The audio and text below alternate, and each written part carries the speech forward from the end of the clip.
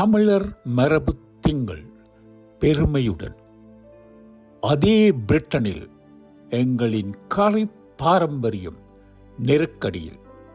தி great British கரி crisis. என்ன செய்ய போகிறோம்?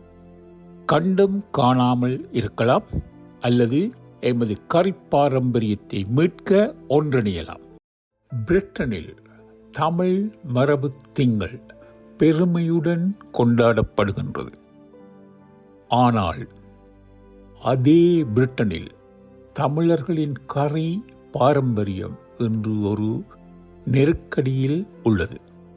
மக்கள் அக்கறை காட்டாததால் அல்ல, வரலாற்றின் ஒரு முக்கியமான அத்தியாயம் ஒருபோதும் முழுமையாக சொல்லப்படாததே இதற்கு காரணம். கரியின் வரலாற்றை இரண்டு முக்கிய வழிகளில் புரிந்து கொள்ளலாம். மிளகாய் வருவதற்கு முன் இருந்த கரி, மிளகாய் வந்த பிறகு உருவான கரி, மேலும் கிழக்கிந்திய கம்பெனி காலம் மற்றும் மகுடாட்சி கிரவுன் காலம்.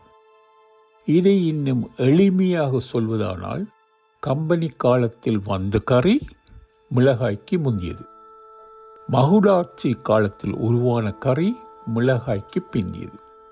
நாம் இன்று உண்ணும் கரி மிளகாய்க்கு பிந்தைய அந்த மகுடாட்சி கால கரிதான். இந்த மிளகாய்க்கு முந்தைய கரியே கம்பெனி காலத்தில் பிரிட்டனுக்குள் வந்தது.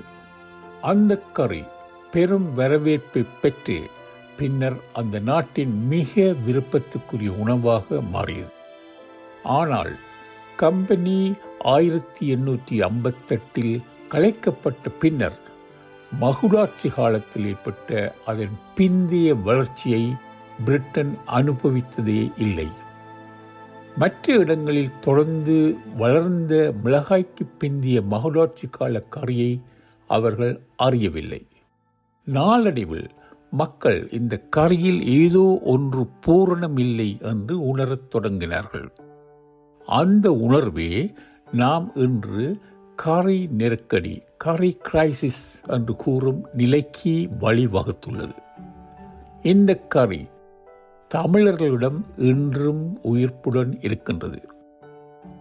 அது வந்த வழியும் அதன் பல்லாயிரம் ஆண்டு கால பின்னணியும் அதன் வரலாறும் காலனித்துவ தொடர்புகளும் மறக்க முடியாதவாறு நம்மிடம் மட்டுமே என்றும் உள்ளது.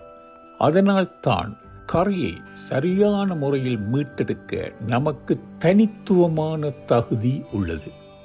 இது புதிதாக ஒன்றை உருவாக்குவது அல்ல, மறைந்திருந்த அந்த முழுமையை மீண்டும் வெளிச்சத்துக்கு கொண்டு வருவதே ஆகும். அதே வேளை இந்த நெருக்கடியின் முழு பரிணாமத்தையும் புரியாமல் யாராலும் முழு மனதோடு இந்த மீட்பு முயற்சியில் ஈடுபட முடியாது. அதனால்தான் இந்த முழு கதையையும் ஒரு சிறு கையீடாக நான் தொகுத்துள்ளேன். இதன் தேசிய முக்கியத்துவம் குறித்து பிபிசிக்கும் நான் ஒரு கடிதம் எழுதியுள்ளேன். இந்த கையேடும் பிபிசிக்கான கடிதமும் கீழே உள்ள இணைப்பில் உங்களுக்கு கிடைக்கும். முதலில் வாசியுங்கள், புரிந்து கொள்ளுங்கள். உங்களுக்கு ஏற்ற வேகத்தில், உங்களுக்கு ஏற்ற வழியில் இந்த பயணத்தை தொடரலாம். நன்றி.